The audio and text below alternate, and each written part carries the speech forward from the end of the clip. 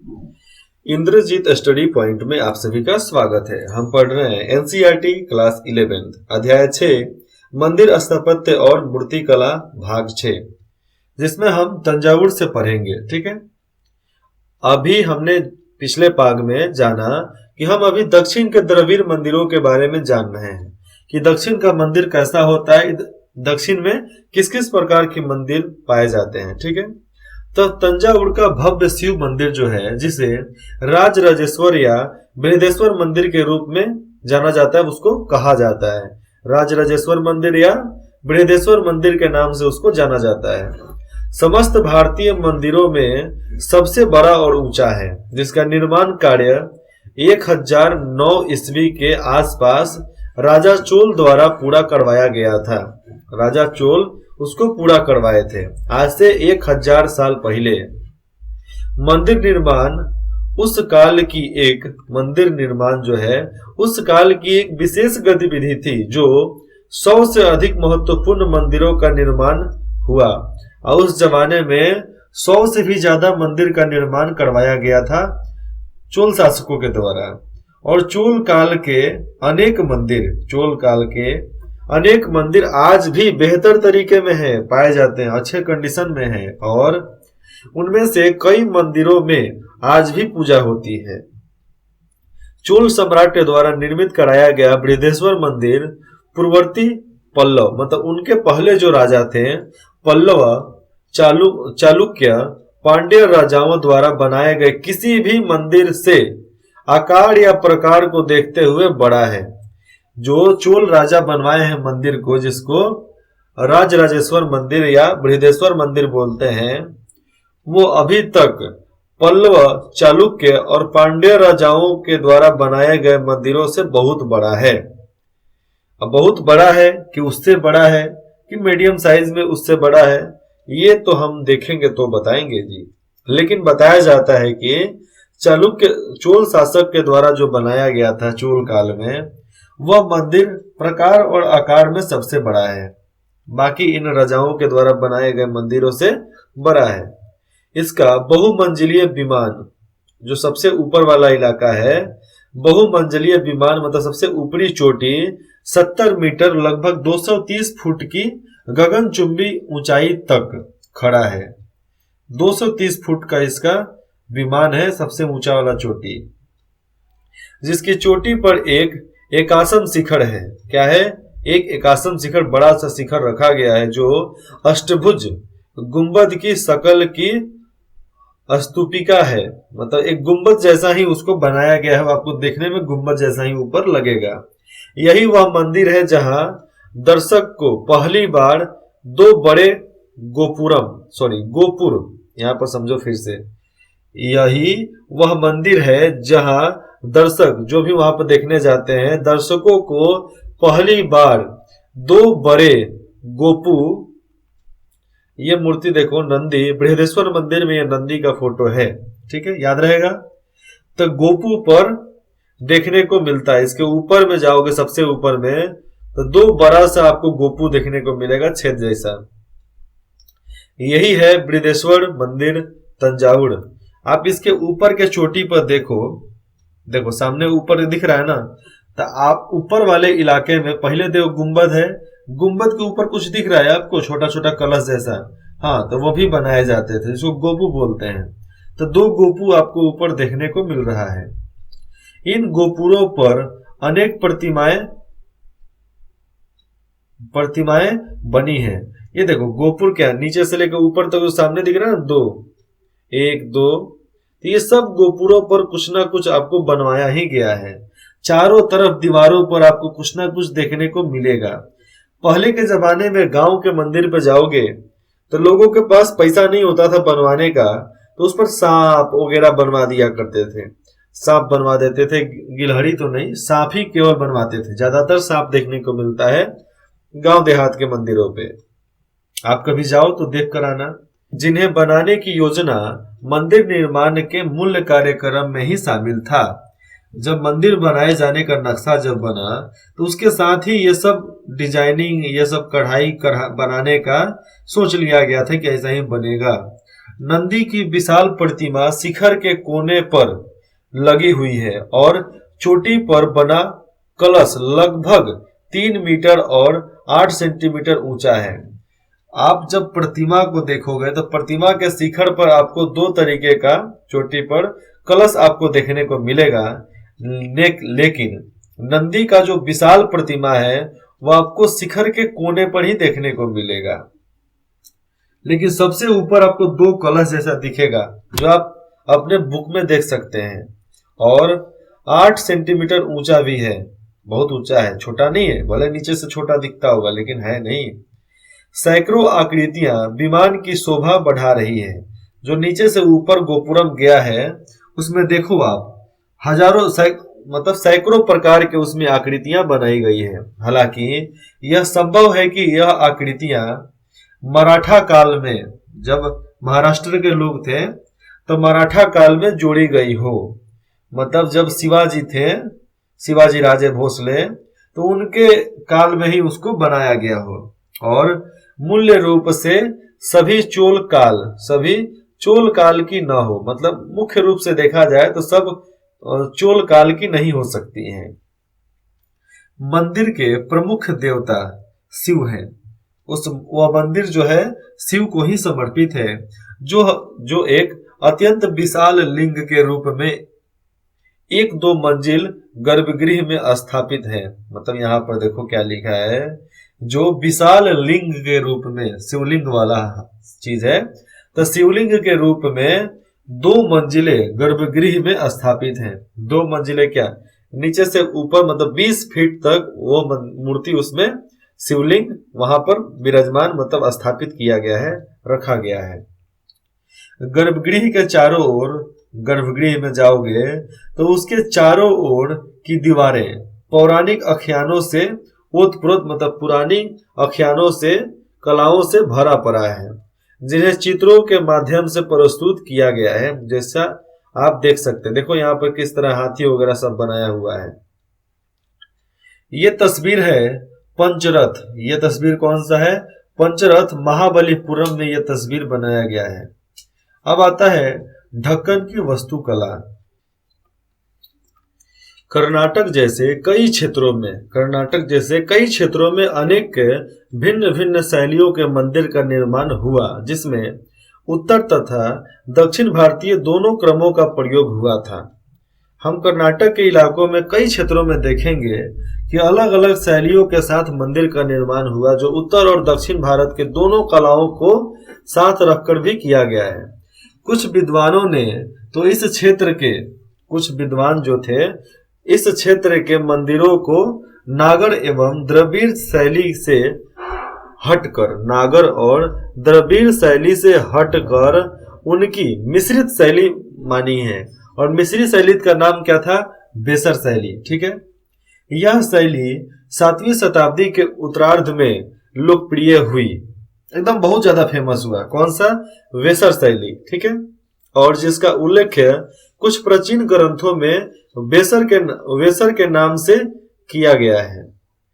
वेसर शैली के नाम से ही लोग उसको जानते हैं। अब याद रहेगा, जो उत्तर भारत और दक्षिण भारत का मिश्रण था, जिसको उत्तर भारत को बोलते थे नागर कला, और दक्षिण भारत के द्रविड़ कला, इन दोनों को मिलाकर कुछ बनाए जाते थे, तो उसको वेसर कला के नाम से जाना जाता है। तो कर्नाटक के मंदिर जो है वेसर कला से सब संपन्न है, मतलब वेसर कला से वो बना हुआ है। ये पंचम रथ महाबली का आप यहाँ पर स्ट्रक्चर ढांचा देखने को आपको मिल रहा है। कुछ लोगों का मानना है कि बहुत सारे वाद विवाद के कारण कुछ जगहों को मतलब जमीन में समा गया, कुछ नदी में समा गया, कुछ समुद्र में धंस गया, ऐसा लोग मानते हैं। अब क्या है क्या नहीं है, मैंने तो होते हुए नहीं देखा है। और ये जो सामने आपको दिख रहा है कैलाशनाथ मंदिर एलोरा की है। हमें आज तक बचपन में सिखाया गया है कि प्रेम की निशानी है ताजमहल, लेकिन ताजमहल प्रेम की निशानी नहीं, ताजमहल कब्रिस्तान है। क्या है? कब्रिस्तान है जहां पर मुर्दों को दफनाया गया है। ठीक है, लेकिन ये जो कैलाश मंदिर एलोरा की है, ये राजा अपनी पत्नी के लिए इसको बनवाया, क्योंकि पत्नी की याद में यह मंदिर आया था, इसलिए उसको बनवा डाला। पहाड़ को काट कर बनाया गया है यह मंदिर। करीबन आपको 4 से 5 मंजिला उतना ऊंचा है ये। आप देखो इसमें लोग कितने छोटे छोटे दिख रहे हैं, मतलब ये बिल्डिंग कितना ऊपर होगा, 4 से 5 मंजिला उतना ऊंचा बिल्डिंग है ये, जो पहाड़ को काट काट कर बनाया गया। 7वीं शताब्दी के आखिरी और 8वीं शताब्दी के आरंभिक दशकों में, 7वीं शताब्दी के आखिर में और 8वीं के आरंभिक दशकों में एलोरा की महत्वाकांक्षी परियोजना अधिक भव्य बन गई। क्यों? 1750 ईस्वी के आसपास का ढक्कन क्षेत्र पर आरंभिक पश्चिम चालुक्यों का नियंत्रण राजकूटों द्वारा हथिया लिया गया, मतलब उस पर अब चालुक्य राजा नियंत्रण कर लिए, चालुक्य शासन चालू हो गया। और उनकी वास्तुकला जो थी, उनकी जो द्रविड़ कला थी, मतलब द्रविड़ कला तो नहीं बोलेंगे, वास्तुकला मतलब किसी भी चीज को बनाना, किसी भी चीज को आकार देना, किसी भी सामान को बनाने की सबसे बड़ी उपलब्धि थी उनके पास, जो एलोरा का कैलाश मंदिर के रूप में हम देख सकते हैं, जिसे हम भारतीय शैलाकृत वास्तुकला की कम से कम 1000 वर्ष पूर्व की परंपरा की प्रकाष्ठा कह सकते हैं। हम बोल सकते हैं कि भारत में पहाड़ को काट कर बनाने की कला भी हजारों साल पहले से थी। ये हम इतिहास के दम पर बोल सकते हैं। क्यों बोल सकते हैं?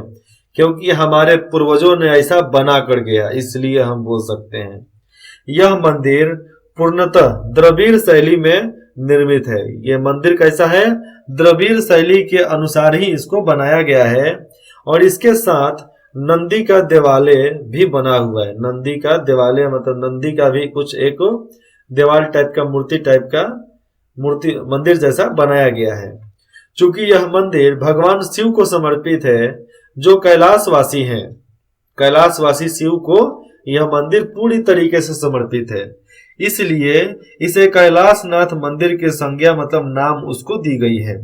और इस मंदिर का प्रवेश द्वार गोपुरम जैसा है। गोपुरम मतलब छोटा सा एक गृह और ऊपर से छत्ता जैसा छत, और उसके अनुसार ही अंदर आने जाने का जगह बनाया गया है, जिसमें चारों ओर उपासना कक्ष और फिर सहायक देवालय बना है। उपासना कक्ष मतलब वहां पर आसन करने के लिए, आपको अलग अलग मुद्रा में योग करने के लिए, और सहायक देवालय भी वहां पर बनाए गए हैं, जिसकी ऊंचाई करीबन 30 मीटर है, मतलब 2.5 तल्ला से 3 तल्ला के बराबर में उसकी ऊंचाई है।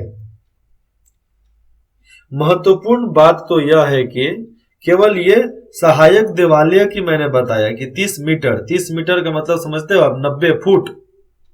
तो 90 फुट में कितना आ जाएगा? 10 फुट का एक घर होता है, तो 90 फुट में 9 मंजिला बिल्डिंग हो गया। लेकिन हम 7 से 8 मंजिला बिल्डिंग ही पकड़ कर चलते हैं, तो उतना बड़ा देवालय बनाया गया है।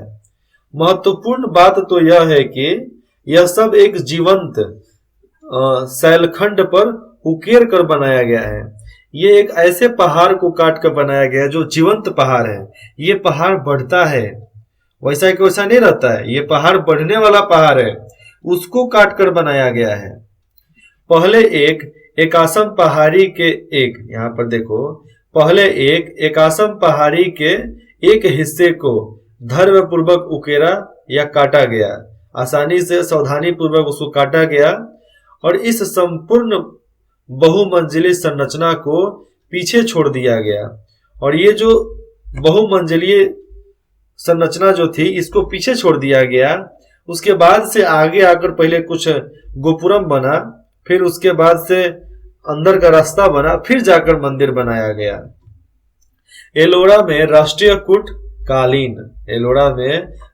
कूटकालीन वास्तुकला, इसका नाम ही है, राष्ट्रीय कूटकालीन वास्तुकला काफी गतिशील दिखाई देता है, शायद दिखाई देती है हमें, क्योंकि चालुक्य राजा ने इसे बनवाया था। आकृतियां जो है अक्सर असल कद से अधिक बड़ी है।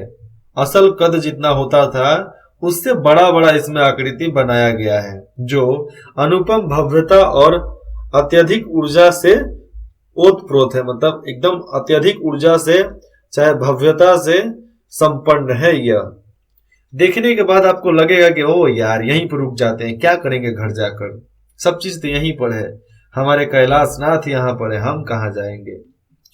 ढक्कन के दक्षिणी भाग यानी कर्नाटक के क्षेत्र, ढक्कन के दक्षिणी भाग यानी कर्नाटक के क्षेत्र में बेसर वास्तुकला की संकर मिली हुई है। क्या मिली हुई है? संकर मिली हुई है। आपको मैं ठीक से समझाता हूं। ढक्कन के दक्षिणी भाग में जब जाओगे आप कर्नाटक के क्षेत्र में, तो वेसर वास्तुकला जिसमें नागर और द्रविड़ दोनों को मिलाकर बनाया गया है, उसको सांकर मिली जुली, सांकर का मतलब होता है मिली जुली, तो मिली जुली शैलियों के सर्वाधिक प्रयोग देखने को मिलते हैं, जो आसानी से आपको देखने को वहां पर मिल जाएगा। पुलकेशिन प्रथम ने यहाँ सर्वप्रथम, पुलकेशिन प्रथम जो थे सबसे पहले पश्चिमी चालुक्य राज्य वहां पर स्थापित किए। जब उसने 543 ईस्वी में बादामी के आसपास के इलाकों को अपने कब्जे में लिया, आरंभिक पश्चिमी चालुक्य शासकों ने अधिकांश ढक्कन पर 8वीं शताब्दी के मध्य भाग तक शासन किया था। 8वीं शताब्दी मतलब 850 तक ही ईस्वी तक उन्होंने शासन किया, जब तक कि राष्ट्रीय कूटों ने, जो चालुक्य वंश थे, राष्ट्रीय कूटों ने उनसे सत्ता नहीं छीन ली। सत्ता को उन्होंने छीना और वहां पर उनका कब्जा हुआ, और उसके बाद से उन्होंने बहुत तेजी से वहां पर मंदिर बनाना, मूर्ति बनाना शुरुआत कर दिया। आरंभिक चालुक्य ने, जो चालुक्य राजा थे, तो चालुक्यों ने पहले शैलाकृत गुफाएं बनवाई। क्या बनवाई? पहाड़ों के अंदर गुफाएं बनवाई, और फिर उन्होंने संरचनात्मक मंदिर बनवाए। दोनों हो गया, गुफा बन गया, मंदिर बन गया। यह गुफाओं में सबसे पुरानी गुफा है, और ये जो सामने ऊपर मंदिर, कैलाश मंदिर है, गुफाओं में सबसे पुरानी गुफा है, जो अपनी विशिष्ट मूर्ति कलात्मक शैली के लिए जानी जाती है। और इस स्थल पर पाई गई सबसे, क्योंकि वहां पर विशेष मूर्ति कला तो था ही, इसी की वजह से उन लोगों का शासन काल जाना जाता था। लोग दूर दूर से सीखने पढ़ने के लिए आते थे। और इस स्थल पर पाई गई सबसे महत्वपूर्ण प्रतिमाओं में से एक नटराज की मूर्ति है। किसकी? नटराज की मूर्ति है, जो शिव भगवान को समर्पित है, जो सप्त मातृकाओं के असल आकार से भी बड़ी प्रतिमाओं से घिरी है। सप्त मातृकाओं में क्या हो जाएगा? वही पूछ रहा हूं ना, सप्त मातृकाओं में क्या आ जाएगा? देखो, सप्त मतलब 7, मातृ मतलब माता, काओ मतलब उनका जगह, तो 7 माताओं का जगह के असली आकार में बड़ी प्रतिमाओं से घिरी हुई है। लेकिन यहाँ पर यह जाना जा सकता है कि 7 मातृकाओं मतलब वहां पर 7 प्रकार के मंदिर को उसमें मूर्ति में स्थापित करके उस मंदिर को बनाया गया होगा। इनमें से 3 प्रतिमाएं दाहिनी ओर बनी है, क्योंकि मातृय मूर्ति उसमें बना है ना, औरतों की ही मूर्ति बना है, जो देवी के रूप में उनको प्रस्तुत किया गया है। जो 3 प्रतिमाएं दाहिनी ओर बनी है, किधर? दाहिनी ओर। ये प्रतिमाएं ललितपूर्ण है। ललितपूर्ण मतलब थोड़ा सा एकदम कोमल सा, बहुत अच्छे तरीके से उसको बनाया गया, लचीलापन को साथ में रखकर। और इनकी शारीरिक संरचना जो है पतली है। कैसी है? पतली है।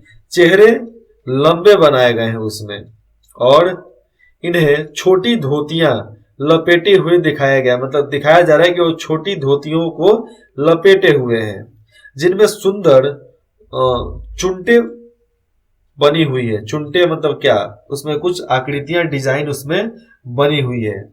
यह निश्चित रूप से समकालीन पश्चिमी ढक्कन या वाकाटक शैलियों से भिन्न है, मतलब अलग अलग है, जो महाराष्ट्र में पन्नौर और रामटेक जैसे, जो महाराष्ट्र में पन्नौर के इलाके में और रामटेक जैसे स्थलों, जगहों पर देखने को मिलता है। कभी महाराष्ट्र में पैनार जाना, चाहे रामटेक जाना तो आप जरूर वहां से वो देख कर आना। मैंने तो अभी, हम तो गए नहीं है, लेकिन जाएंगे तो कभी देखकर बताएंगे। ये मंदिर का, ये मंदिर है बदामी का। बदामी का ये मंदिर है जो पहाड़ को काट काट कर यहाँ पर बनाया गया है। देखो कितना सुंदर बनाया गया है, पानी में बनाया गया जी इसको। अनेक शैलियों का संकरण, अनेक शैलियों का संकरण मतलब एक जगह पर बनवाना और समावेश चालुक्य कालीन भवनों की विशेषता थी। मतलब चालुक्य कालीन में जो भवन बनता था उसकी विशेषता थी कि उसमें कुछ ना कुछ शैलीकृत बनाया ही जाएगा, कुछ ना कुछ मूर्ति, कुछ ना कुछ आकृति बनाया ही जाएगा। छोटा बड़ा कुछ भी हो, बनना चाहिए। चालुक्य मंदिरों का एक सर्वोत्तम उदाहरण पट्टडकल। यहाँ पर देखा जाए तो चालुक्य मंदिरों का सबसे अच्छा उदाहरण जो है पट्टडकल में स्थित है। कहां पर? पट्टडकल में स्थित है, जो विरूपाक्ष मंदिर है। क्या है? विरूपाक्ष मंदिर उसको बोलते हैं, नाम ही है उसका विरूपाक्ष मंदिर। यह मंदिर विक्रमादित्य द्वितीय के शासनकाल, विक्रमादित्य जो थे द्वितीय, उनके शासनकाल 733 से 744 ईस्वी में उनकी पटरानी लोका, उनकी पटरानी का नाम था लोका महादेवी द्वारा बनवाया गया था। तो उनकी पटरानी मतलब मेहरारू, उनकी पत्नी लोका महादेवी द्वारा वह बनवाया गया था, जिस मंदिर का नाम है विरूपाक्ष मंदिर। शायद पति के लिए बनवाए होंगे। यह मंदिर द्रविड़ शैली के पूर्व, द्रविड़ शैली के पहले के कला का सर्वोत्तम उदाहरण है। जब उस समय द्रविड़ कला शैली उस समय उतना ज्यादा प्रसिद्ध नहीं था, आया भी नहीं था शायद। अन्य पूर्ववर्ती चालुक्य मंदिरों की परंपरा, और दूसरा पूर्ववर्ती चालुक्य मतलब उसके बाद का, चाहे उसके पहले का चालुक्य मंदिरों की परंपरा के विपरीत बादामी में मात्र 5 किलोमीटर की दूरी पर स्थित, बादामी से करीबन मात्र केवल 5 किलोमीटर की दूरी पर स्थित महाकूट मंदिर, महाकूट मंदिर तथा आलमपुर स्थित स्वर्ग ब्रह्म मंदिर। कौन सा? स्वर्ग ब्रह्म मंदिर में राजस्थान एवं ओडिशा की उत्तरी, राजस्थान एवं ओडिशा की उत्तरी शैली की झलक देखने को हमें मिलती है। आपको मैं बताऊं, ये तस्वीर जो देख रहे हो यही विरूपाक्ष मंदिर जो है पट्टडकल है। पट्टडकल में यह विरूपाक्ष मंदिर को बनवाया गया है, जो किसकी पत्नी की वजह से बनवाया गया है। देखो यहाँ पर उसका नाम दिया गया है कि नहीं, लोका महादेवी। किसकी पत्नी थी? विक्रमादित्य द्वितीय की पत्नी थी, जिनका नाम था लोका महादेवी। याद रहेगा? तो लोका महादेवी ने ही इस मंदिर को बनवाया है, जिसका तस्वीर हम सामने अभी दृश्य देख रहे हैं, सामने जो हम डिस्प्ले पर अभी देखने को मिल रहा है। ये देखो, ये क्या है? दुर्गा मंदिर एहोल। एहोल में ये दुर्गा मंदिर स्थित है। अब इसके बीच में जो उधर दिख रहा है ना प्रकोटा, उसी के नीचे गर्भगृह में दुर्गा जी का मूर्ति वहां पर बनवाया गया था। जो हीरा, सोना, चांदी सब इसमें लगाया गया था, लेकिन अंग्रेजों द्वारा सब लूट लिया गया। सब नालायक बेहुदा आदमी सब था, सब हमारा धरोहर लूट के लेकर चला गया सब। इसी तरह एहोल कर्नाटक, इसी तरह देखा जाए तो एहोल जो कर्नाटक में पड़ता है, कर्नाटक का दुर्गा मंदिर इससे भी पूर्व की गज पृष्ठकार बौद्ध चित्रों के सामान्य शैली में निर्मित है। मतलब वो आम भाषा में देखा जाए तो गज पृष्ठकार, हाथी के पेटों जैसा, चाहे हाथी जैसा बुद्ध चित्र, और बुद्ध का ही वहां पर प्रतिमा और उनकी शैली ही ज्यादा आपको देखने को मिलेगी। यह मंदिर बाद की शैली में निर्मित बरामदे से घिरा हुआ है।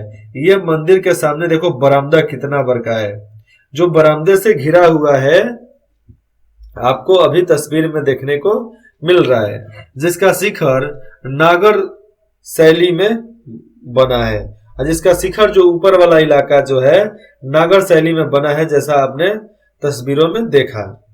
अंत में ये होल के लड़खान, ये होल में जाओगे तो लड़खान मंदिर का जिक्र करना भी जरूरी होगा। ऐसा प्रतीत होता है कि इसके निर्माण में पहाड़ी क्षेत्रों के लकड़ी के छत वाले मंदिरों से, पहले के जमाने में कैसा छत बनता था, लकड़ी का, तो पहाड़ी क्षेत्रों में लकड़ी के लकड़ी के छत वाले मंदिरों से है, जिनके बारे में हम पहले पढ़ चुके हैं कि लकड़ी का छत हुआ करता था। आज भी बहुत घरों को देखोगे तो लकड़ी का छत वाला आपको दिखेगा। प्रेरणा मिली होगी शायद उसी जैसा, प्रेरणा मिली होगी। दोनों के बीच अंतर केवल इतनी है, आप देखोगे उस मंदिर को तो दोनों के बीच फर्क इतना ही है कि यह मंदिर पत्थर का बना है, लकड़ी का नहीं। यह जो सामने दुर्गा मंदिर जो है किस चीज का बना है जी, ये पत्थर का बना है, लकड़ी का नहीं बना है। और ऊपर वाला मूर्ति भी जो कैलाश मंदिर है वो भी पत्थर का ही बना है, लकड़ी का नहीं बना है। अब प्रश्न यह उठता है, क्वेश्चन उठने का सवाल अब यहाँ पर है भी कि प्रश्न उठे, तो प्रश्न यह भी उठता है कि अलग अलग शैलियों के ये मंदिर, अलग अलग प्रकार की ये मंदिर, अलग अलग कला से बना हुआ ये मंदिर एक स्थान पर कैसे बने। मतलब अलग अलग शैली के द्वारा बनाया गया ये मंदिर, कला अलग अलग, लेकिन एक ही जगह पे कैसे देखने को मिला। अथवा ये भिन्न भिन्न वस्तु शैलियां, अलग अलग प्रकार के वस्तु कलाएं एक साथ एक स्थान पर कैसे व्यवहार में आई, कैसे सामने दिखाई दे रहा है। इसका कारण जिज्ञासा था। इसका कारण जिज्ञासा मतलब इच्छा था। क्या था? इच्छा, या कुछ नया करके दिखाने की ललक, कुछ नया करके दिखाने की चाहत थी दिल में, इसलिए एक जगह पर बना हुआ है। निसंदेह बोला से कोई संदेह नहीं है, कोई शक नहीं है कि ये उन वास्तुकलाविदों जो इस चीज के बारे में सोच सकते हैं, वास्तुकलाविदों की सर्वजनात्मक आकांक्षाओं की गतिशील अभिव्यक्तियां थी। मतलब ये उन लोगों की कल्पना थी जो कुछ नया करके दिखाना चाहते थे, जो भारत के अन्य भागों में अलग अलग जगहों में कार्य करते हुए अपने साथी कलाकारों के साथ प्रतिस्पर्धा में संलग्न थे। उसी में लगे हुए थे, कौन आगे का होर लगा हुआ था, कौन आगे तो वही जीतेगा, इसीलिए शायद प्रतिस्पर्धा होगा, इसी की वजह से इतना मंदिर बन गया।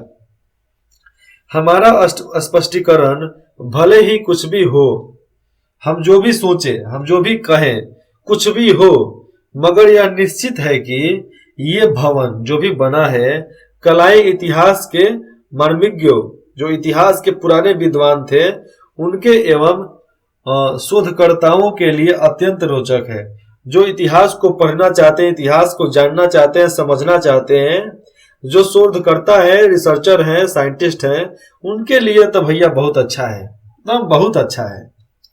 ये नीचे जो आप देख रहे हो तस्वीर, ये सोमनाथपुरम मंदिर है, कर्नाटक में स्थित है। कहां पे? कर्नाटक में, जो चोल शासकों द्वारा बनवाया गया। चोलों और पांड्य की शक्ति के अवसान के साथ, हमने अभी चोलों और पांड्य के शक्ति के आमने सामने होते हुए देखा, उसके साथ कर्नाटक के होयसलों के दक्षिण भारत में, अब आप कर्नाटक के दक्षिण भारत में प्रमुखता जो आप देख रहे हो, प्रमुखता प्राप्त कर ली और वे वास्तुकला के महत्वपूर्ण संरक्षक बन गए। ये जो चोल शासक और पांड्या शासक जो थे, दक्षिण भारत में जो कला चलता था, वास्तुकला, उसके महत्वपूर्ण रक्षक ये बन गए, उसको संरक्षक देने लगे, उसको पैसा वैसा फंडिंग करने लगे, सहायता किए कि तुम आगे बढ़ो, हम तुम्हारे साथ हैं।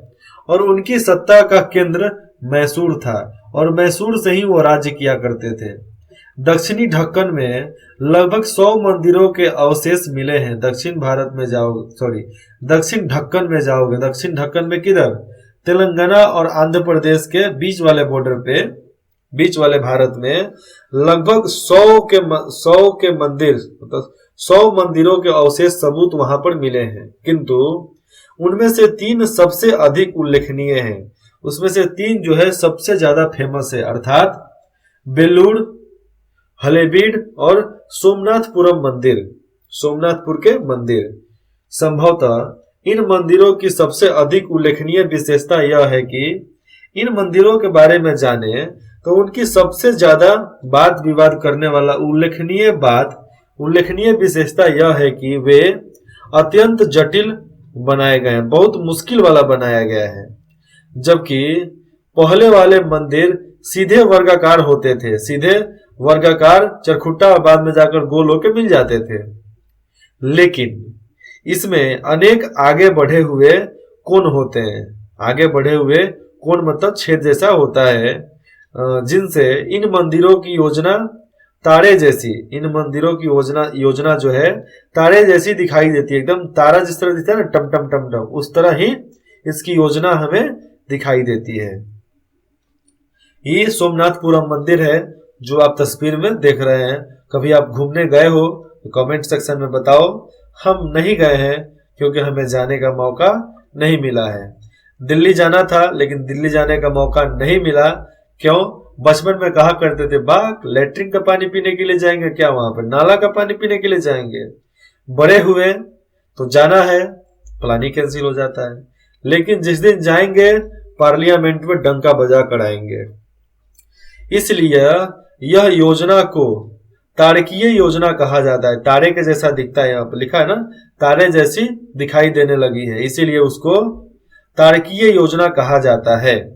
चूंकि ये मंदिर सेलखड़ी घिया पत्थर मतलब क्या होता है, वो सेलेटी पत्थर जो होता है ना वैसा, तो घिया पत्थर से बने हुए हैं ना, पतले पतले पतले पतले पत्थर ईंटा जोड़ जोड़ को बनाया गया है। इसलिए कलाकार अपनी मूर्तियों को बारीकी से उकेर सकते हैं, बारीकी से उसको बना सकते हैं उस पर। इस बारीकी को विशेष रूप से उन देवी देवताओं के आभूषणों के अंकन में देखा जा सकता है। ये जो विशेष बारीकी जो है आपको देवी देवताओं के आभूषण में आपको आसानी से देखने को मिल जाएगा, जो उन मंदिरों पर सजे हुए उसी मंदिर पे सजाया गया है। आगे हम पढ़ेंगे कर्नाटक में हलेबीड में स्थापित जो होयसलेश्वर मंदिर जो है उसके बारे में। ठीक है, आगे का जो है हम भाग 7 में पढ़ेंगे। ठीक है, तब तक आपको जो भी दिक्कत है, जो भी डाउट है, आप आसानी से हमें कमेंट सेक्शन में करके बता सकते हैं। विद इन 24 आवर्स, 24 घंटा के अंदर आपको रिप्लाई प्रोवाइड कर दिया जाएगा। मेल है indrajitstudypoint@gmail.com, indrajitstudypoint@gmail.com। ठीक है, धन्यवाद। इंद्रजीत स्टडी पॉइंट में जुड़ने के लिए आप सभी का बहुत बहुत धन्यवाद।